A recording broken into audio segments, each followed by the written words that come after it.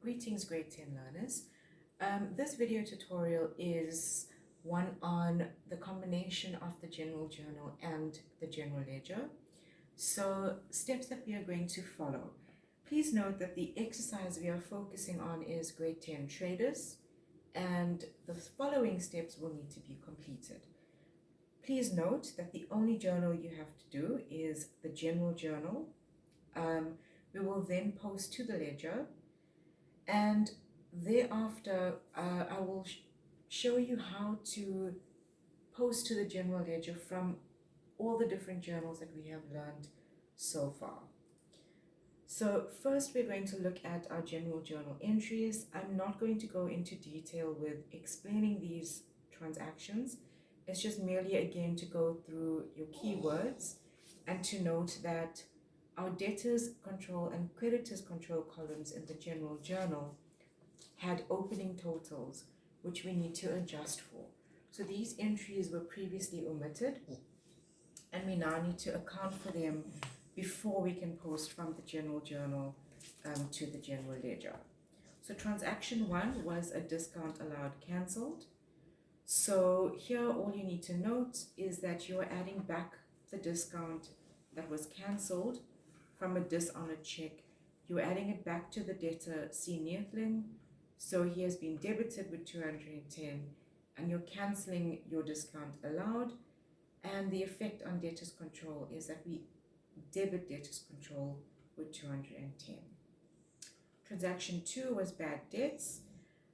This transaction was slightly different to what you would have seen in exercise 1.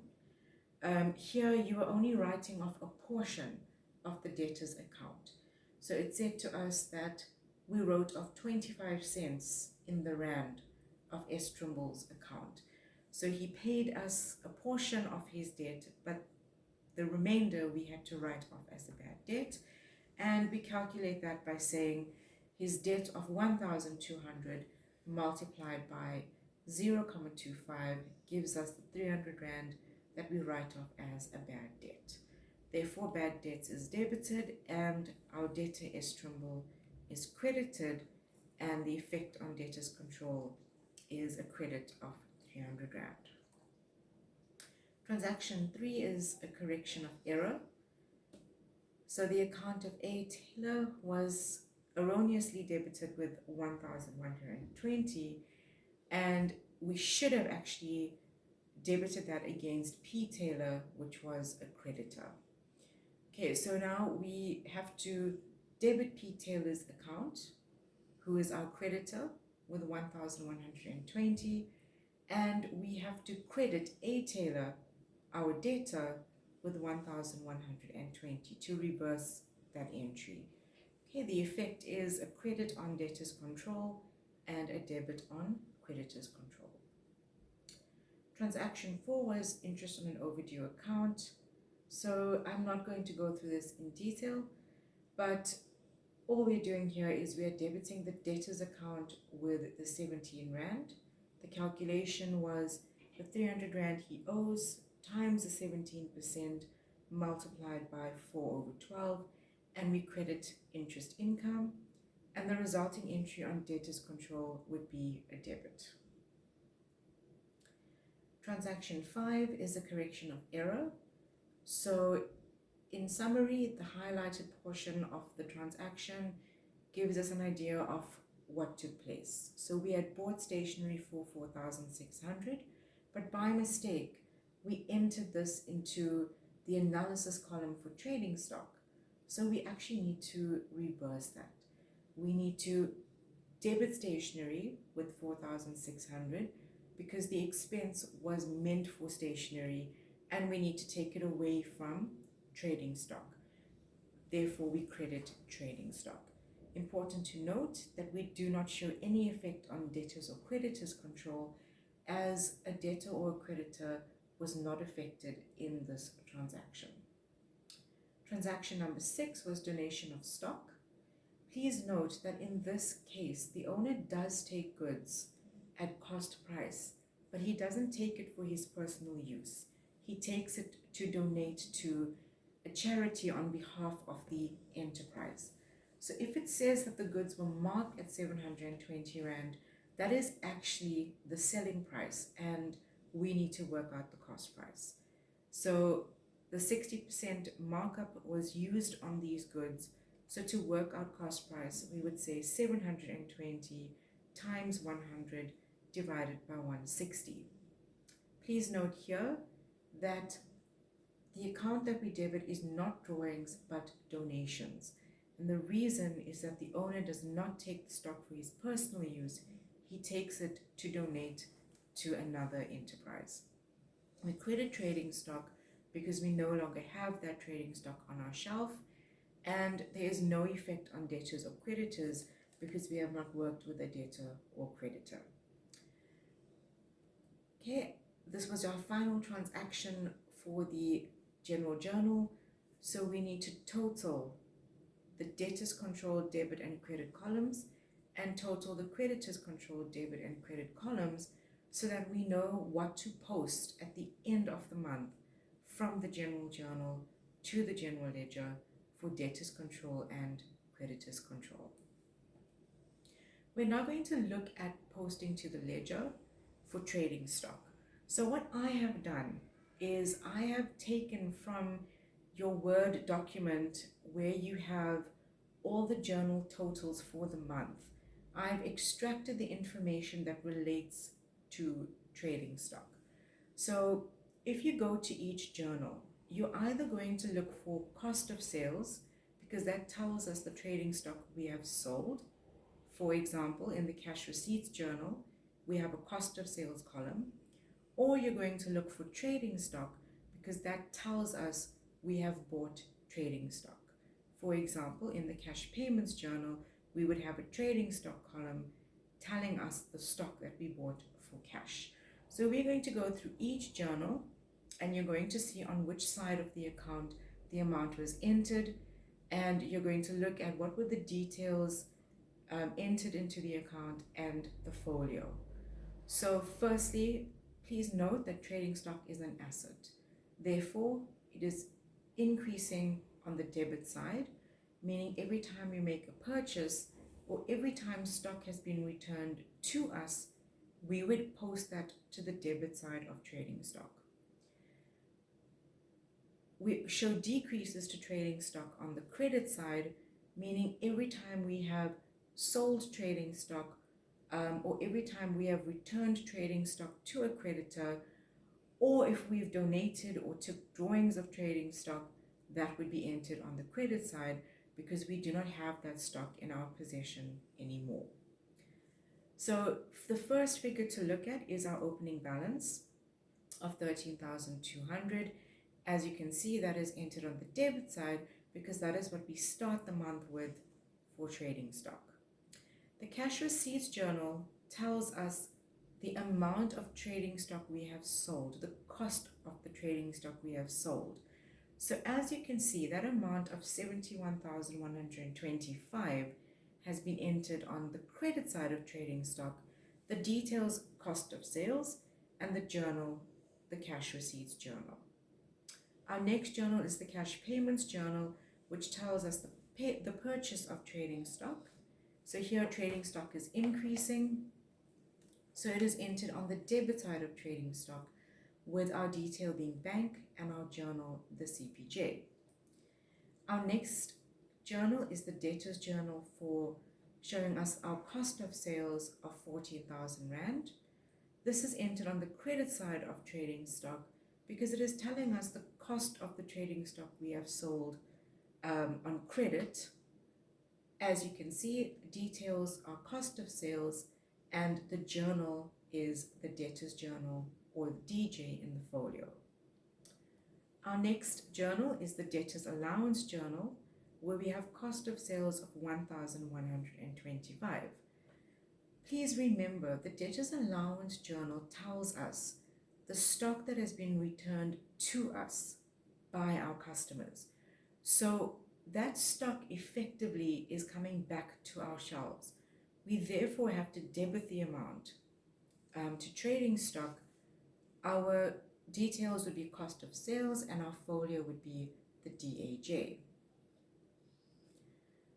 Our creditors journal is our next journal to look at, and here it is our credit purchases of trading stock. So this is the stock that we have purchased and we still owe this money to our creditors. So if it is stock that is being purchased, it is a debit to trading stock. Our details, creditors control, and our folio, the CJ. We then have the creditors allowances journal. This tells us the trading stock we have returned to our creditors. So we bought the stock, but we are not happy with it, and so we return it to our creditor. This has been entered on the credit side of trading stock, showing a decrease in our stock because we do not have it anymore. The detail is creditors control, and the journal or folio reference CAJ. Our last transaction is posting from the general journal. So you need to refer back to transactions 5 and 6. So transaction 5 was the correction of error. And this was the stationery that had mistakenly been entered into trading stock. We now have to take it away from trading stock because it doesn't belong in trading stock, it belongs to stationery. So therefore that 4,600 appears on the credit side. And we also had donations of trading stock. So that also goes on the credit side because the owner took the stock and donated it on behalf of the enterprise. Okay, as you can see, our details for the correction of error for stationery, it is stationery because that is the other account that we were working with. We took away the amount from we took away the amount from trading stock and we added it back to stationery. And then for the donations, the contra account is donations because we took away the trading stock and contributed it as donations. Our next account is debtors control.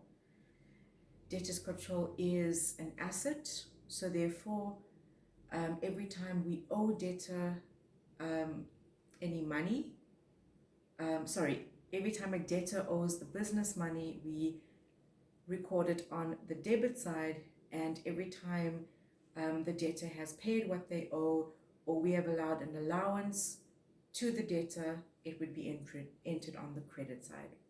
So starting off with our balance at the beginning of the month, it would be entered on the debit side, the 15,400.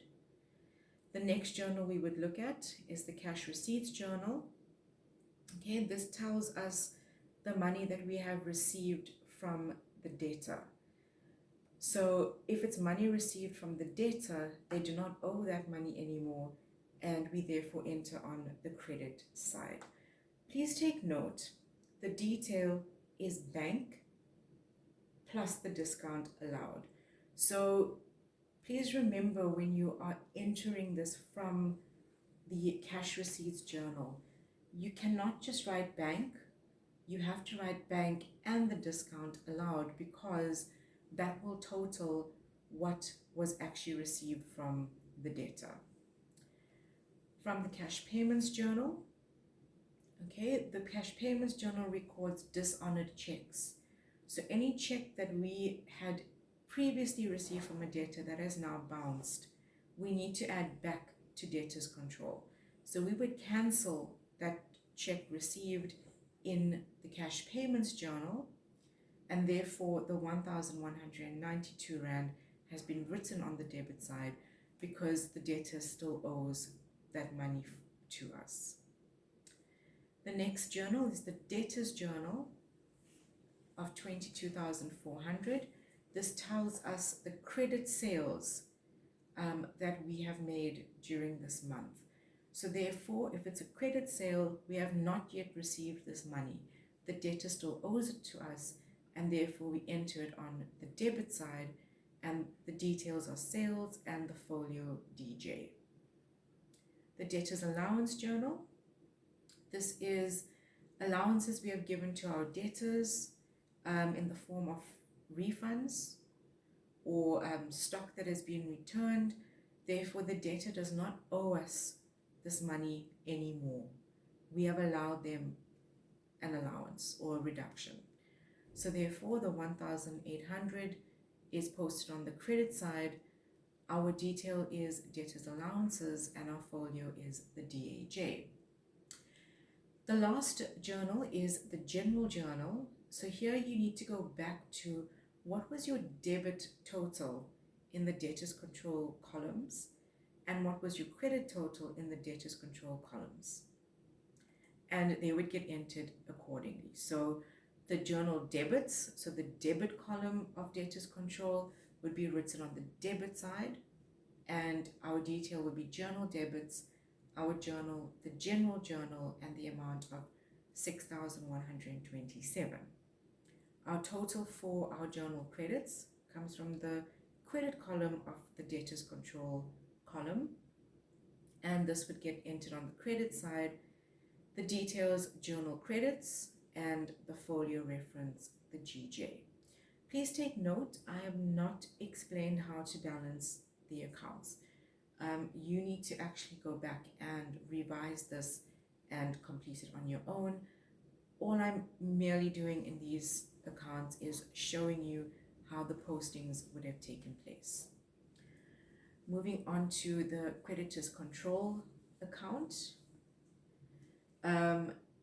Again, following the same process as before, it's first to note creditors control is a liability, therefore it increases on the credit side, decreases on the debit. So every time we owe more to our creditors, we post to the credit side, and when we pay what we owe, or if we have been allowed a return or an allowance, that would get posted on the debit side. So starting off with our opening balance, 14,100, that gets posted to the credit side. Our cash payments journal tells us what we have paid to our creditor. Please take note, if we've paid to the creditor, we enter on the debit side as we do not owe that anymore. The details are bank and discount received, because in total that would give us what we actually paid to our creditor.